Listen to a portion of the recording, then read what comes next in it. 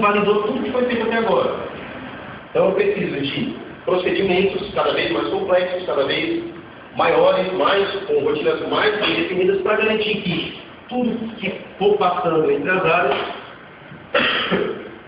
não perca a informação, não perca o sentido. Então, lá na década de 90, alguém já passou pela experiência da empresa de vocês? Nessa época aqui é que vem a ideia de certificação de desenvolvimento de software. Então, teve uma corrida quando surgiu a ideia do CNL, a ISO 9001, né, também tem. Então, as empresas começaram as metodologias eram extremamente complexas e para garantir, era como um certificado, atestando que você sabe desenvolver software. Então você passa lá por um processo de 5 anos, que na época era o mínimo que se precisava para que a empresa adquirisse um certificado de desenvolvimento de software, porque toda a estrutura da empresa era necessária se adequar à metodologia. Então, vocês, analistas que geraram aquele monte de documentação, naquela época era feita no papel, né? Então, o diagrama de classe daqui.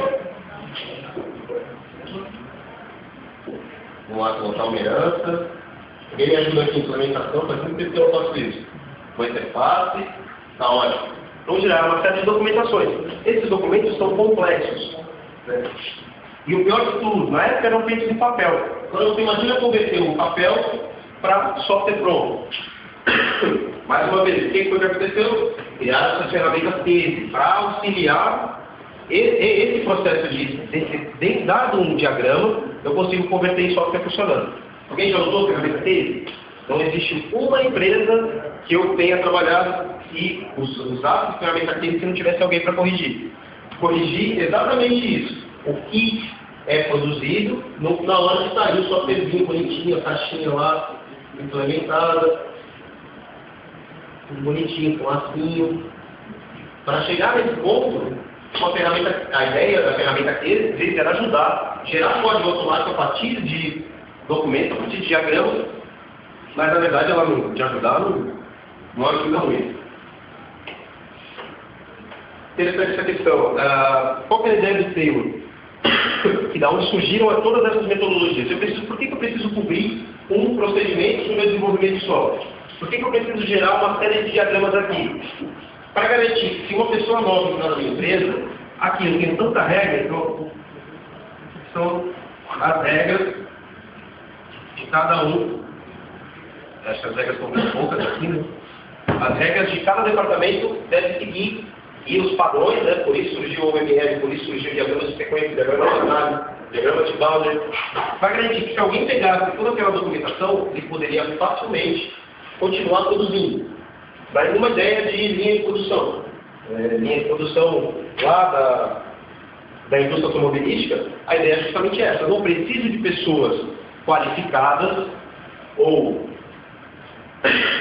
Desculpa, qualificadas não é o termo. Mas a qualificação intelectual, a qualificação acadêmica das pessoas que desenvolvem a atividade na linha de montagem não é a mesma do que aquelas pessoas que precisam fazer análise de design. Não é a mesma, aquelas pessoas testem também é o mesmo caso. Então, criou-se uma separação entre as áreas, entre as equipes, com a ideia de que as pessoas são substituídas. Porque, afinal de contas, eu tenho tantas regras para cobrir o comportamento e a maneira de se trabalhar que... A maneira de se trabalhar que as pessoas são substituídas, como uma linha de montagem, ou como a engenharia civil. Lá, quando o seu João quer construir um prédio de 3 andares, daí ele vai lá na empreiteira e fala: meu prédio vai ser lindo. Vai ter 3 andares, um apartamento por andar. Tem até uma sacadinha aqui, toda chique, com as coisinhas e tal. Então, o arquiteto, o engenheiro civil, que já de 500 anos de experiência construindo prédios, ele já sabe de que maneira que esse prédio vai se comportar e gera uma documentação, então ele passa um tempo de análise gerando documentos, para na hora que isso for para a construção realmente, as pessoas que vão construir esse prédio, elas não precisam ser tão qualificadas quanto ele. Princípio idêntico de engenharia civil e engenharia mecânica também. Vou pagar mais aí. Só tem um problema. Vamos só aqui.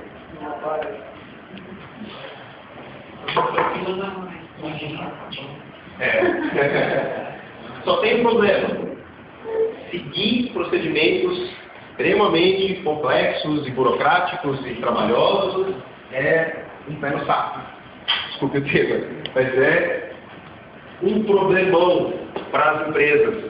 Fazer com que as pessoas consigam se adequar às metodologias, às imposições das metodologias, é um trabalho muito complexo, muito complicado. Por isso que naquela época, 5 anos para você conseguir uma certificação CMM, uma certificação ISO, era tranquilo, era natural. Só tem um problema. Quem de vocês consegue esperar 5 anos para obter alguma coisa? Quem de você, hoje, o mundo em que a gente vive evolui muito mais rápido do que o tempo que se precisa levar para garantir que eu vou construir software nessa imagenzinha linda e maravilhosa. Eu costumo, sou meio nerdzinho, né? Eu costumo desculpe, ler algumas notícias de tecnologia, né? E não sei se vocês costumam fazer isso, mas eu acho que pelo menos de 4 a 10 celulares novos por mês as empresas lançam. Então, saem, por semana saem 2. Pelo menos 2 celulares novos saem toda semana. Aí você pensa, celular novo o que é? Rápido, propaganda, software que vai rodar dentro desse teu sistema. E o que começou a aparecer aqui? Justamente pelo fato das empresas se especializarem e passarem a... Justamente pelo fato das empresas se especializarem e passarem a... a média de um projeto nessa época é em torno de 12 meses, até terminar e ter um software bonitinho para ser entregue. À medida que as empresas começaram a se especializar, houve uma necessidade de diminuição desse tempo. Hoje, um celular por semana não é nenhuma novidade. A Peugeot vai começar a lançar, a partir de 2008, um carro novo a cada 6 meses. E o carro, ele tem imensamente mais software do que a maior parte do sistema que vocês vão trabalhar. Muito mais software. E eles vão lançar um carro novo a cada 6 meses. A Toyota faz um carro novo por ano. Tá, vocês que estão no mercado de trabalho ou vão constituir empresas e vão entrar no mercado desse tipo, de que maneira que você vai conseguir garantir que de antemão eu consiga cobrir todas as possibilidades de um software para poder construir um sistema lindo, maravilhoso? O que se verificou na década de 90?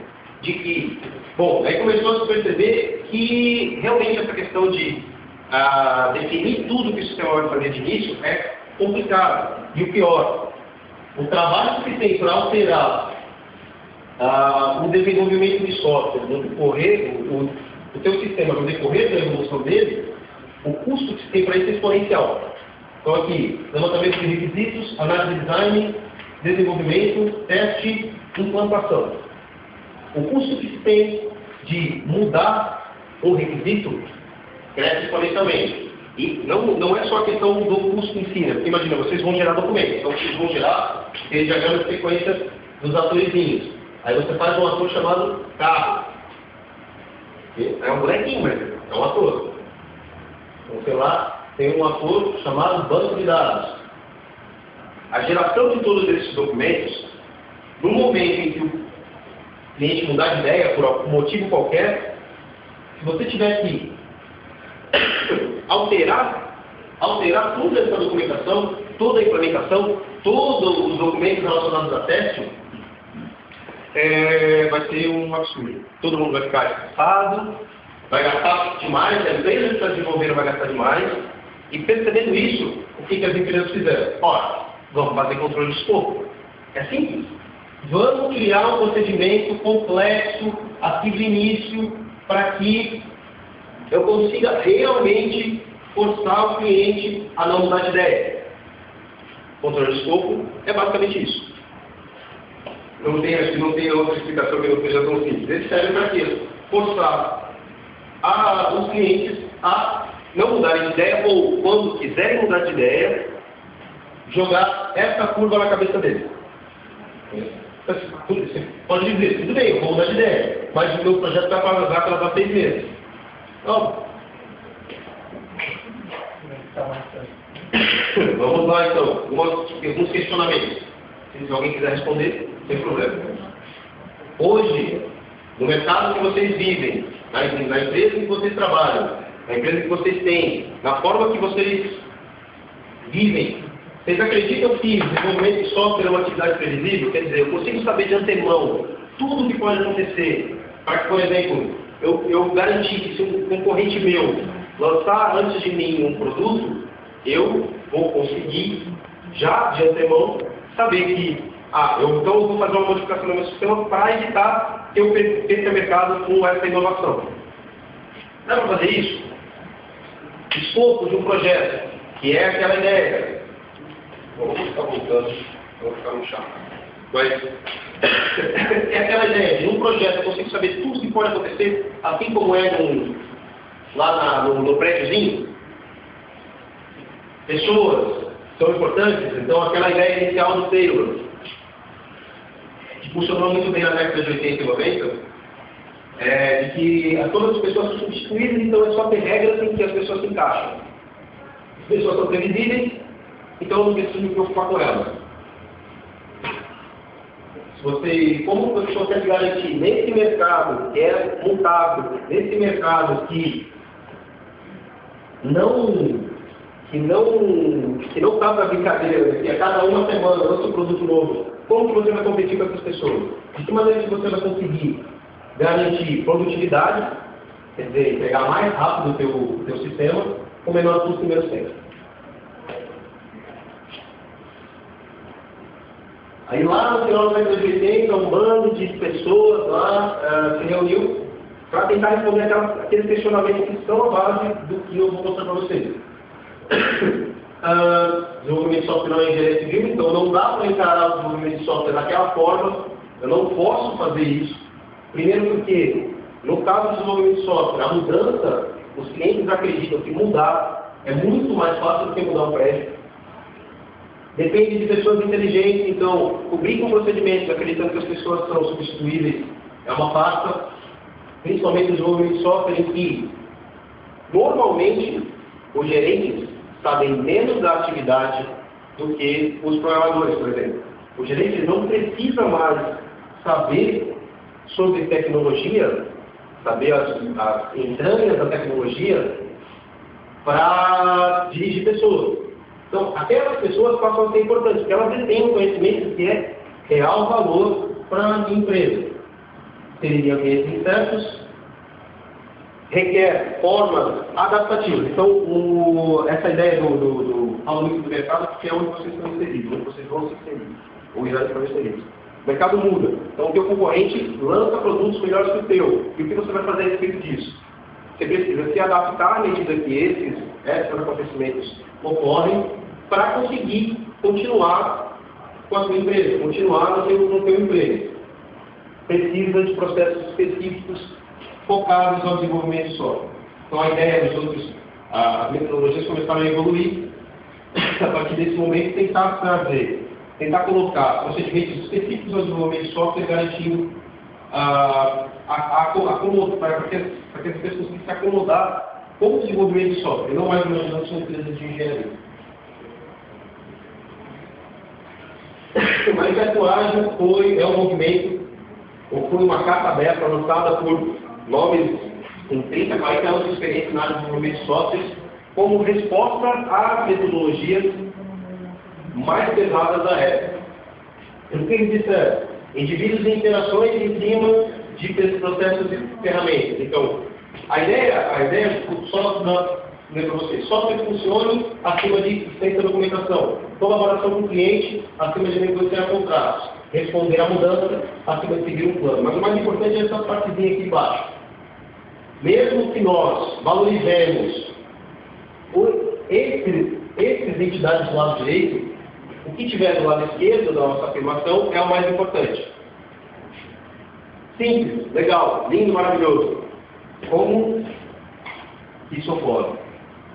Então, o desenvolvimento ágil possui esses pilares, eu diria. Vou falar de entrega contínua no final. Fortalecimento da equipe e colaboração. É necessário que todas aquelas áreas lá do desenvolvimento se interliguem, se comuniquem, colaborem num trabalho para que eu consiga, o mais rápido possível, entregar algo de valor para o meu cliente. Então, o que importa lá no desenvolvimento é entregar valor.